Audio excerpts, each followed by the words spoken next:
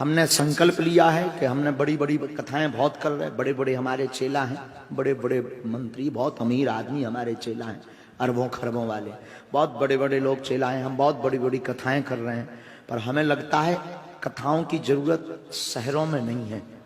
अब हम जंगल में जाकर के वन में रहने वाले वनवासी आदिवासियों को कथा सुनाएंगे, क्योंकि वो कथाओं में आ नहीं पाते, मंच के पास तक आ नहीं पाते, कोई बड़ा कथा व्यास उन तक पहुंच नहीं पाता, क्योंकि वो बेचारे दक्षिणा नहीं दे पाते। तो अब हर महीने में 3 दिन धाम की तरफ से भंडारा, धाम की तरफ से टेंट, धाम की तरफ से कथा, पूरा खर्चा हम स्वयं वहन करेंगे और 3 दिन जंगल में जाकर राम कथा सुनाएंगे। पूछिए क्यों सुनाएंगे? क्योंकि अगला टारगेट सनातन धर्म का काटने का, सनातन धर्म से काटने का आदिवासियों के ऊपर है। और हमें पता है कि हवाई जहाज या फॉर्चूनर से धर्म बचने वाला, इसलिए जंगल में जाकर के हम पहली कथा हमारी 29 और 30 जून 1 जुलाई को किशनगढ़, छतरपुर जिले के किशनगढ़ क्षेत्र में 40 गांव जंगल में आदिवासियों के हैं, जहां पर लगभग 25,000 आदिवासी रहते हैं। और वहां एक गांव है जिसका नाम है पटेरी। पटेरी गांव में 3 दिन की कथा होगी। और हमें खबर मिली है पूरे ऊपर तक तहलका मचा, शायद पक्का नहीं, कोई बहुत बड़े लोग भी उसमें पहुंच रहे हैं। लोगों से मतलब नहीं है, आप लोग मत जाना, घर पे लाइव देखना संस्कार पर। हम वन में इसलिए कथा करने जा रहे हैं, राम जी बन गए इसलिए बन गए।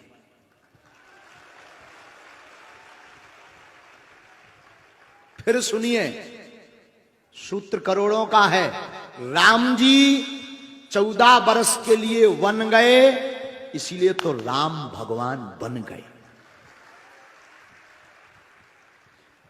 उन्हीं राम जी की कथा सुनाने के लिए हम आदिवासी। कैसा है ये उपाय, पागलो बताओ ना? ठीक है ना? ये अच्छा है ना?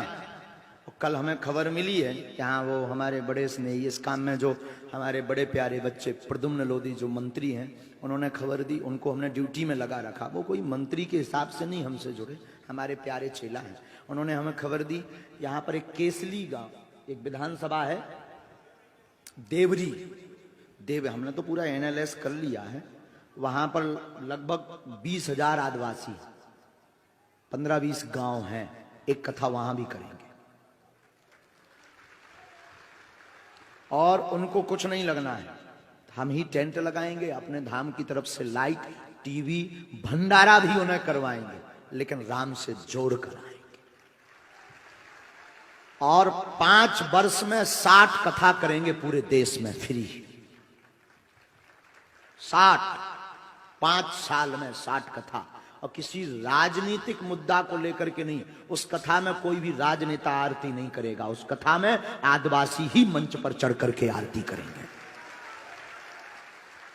उस कथा में कोई एक जजमान नहीं होगा, उस कथा में पूरे देश का, हमारा बागेश्वर धाम का शिष्य मंडल जजमान होगा, वो और हम खर्च करेंगे। तो ये आयोजन की हम चाहेंगे कि सब जगह इसकी जानकारी हो। सब आदिवासी भाई जनजातीय हैं, वनवासी भाई हैं, उनको राम कथा सुनाने जा रहे। कैसा उपाय है बताओ ना? बढ़िया है ना? हम ये करने वाले हैं, इसको करें कि ना करें? सच कहा ना तो उनको जरूरत है। भाई तुम लोग तो शहर में रहते, हमारी नहीं कथा हो, तुम तो दूसरे लोग पहुंच जा होते, राधे राधे करने लगा। हाँ जी या ना जी? उनके पास कोई जाता है क्या? वो कभी यहां आ पाते? उन्हें डर लगा भीड़ से बेचारा, उन्हें कोई पूछा। अच्छा आ भी जाए, कई आए भी हैं, यहां भी बैठे, लेकिन वे मंच के नजदीक नहीं आ पाता। आरती तो सपने में नहीं वे कर पाता। वो भी तो इंसान है, वो भी तो चाहते कि हम भी मंच पे चढ़े। पैसा नहीं है तो का भाव, बस उन्हें एक ही कमी खलत, काश हम भी बड़े आदमी होते तो मंच पे होते। तो हमने सोचा कि अब हम उनको भी मंच पर बैठाएंगे, मंच पर आरती करवाएंगे और राम कथा सुनाएंगे। ये 29 और 30 और 1 जुलाई को 3 दिन की, हर महीने में 3 दिन। फिर अगली कथा कहाँ है? 28, 29 और 30 जुलाई में दमोह जिले में एक कथा है, 3 दिन की। आदिवासी क्षेत्र है कोई, निर्वारा या ऐसा कोई क्षेत्र है, जो भी हो, आपको जानकारी सोशल मीडिया द्वारा मिल जाए। ये 2 कथाएं फिक्स हैं, तो इस कथाओं में आप पहुंच सकते हो, लेकिन डिस्टर्ब करने नहीं।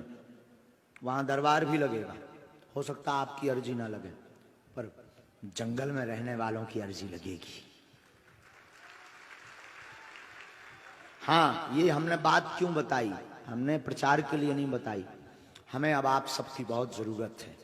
हम चाहते हैं इस कथा का प्रचार तुम सब अपनी सोशल मीडिया से करो, ताकि उनको भी, एक हम नहीं, बहुत से कथा वक्ता भारत के, उन तक पहुंच करके उन्हें कथा सुनाएं और उन्हें भी लगे कि हम भी इंसान हैं।